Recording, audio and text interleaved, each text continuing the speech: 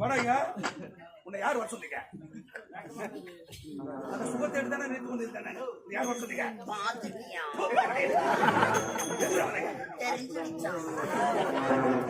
பூவை எடுத்து வச்சுக்கலாம், பொட்டு எடுத்து வச்சுக்கலாம், புடவை எடுத்து கட்டிக்கலாம், வளையல் எடுத்து மாட்டிக்கலாம். காய்ச்சலா அந்த சுகத்தி போல அழகாக சேலை கட்டி வந்து மடிக்க விட்டேன் மனையில.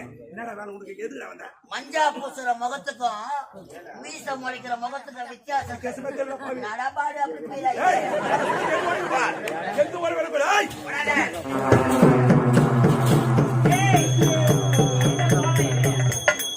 சந்துக்குள்ளே போலாம்.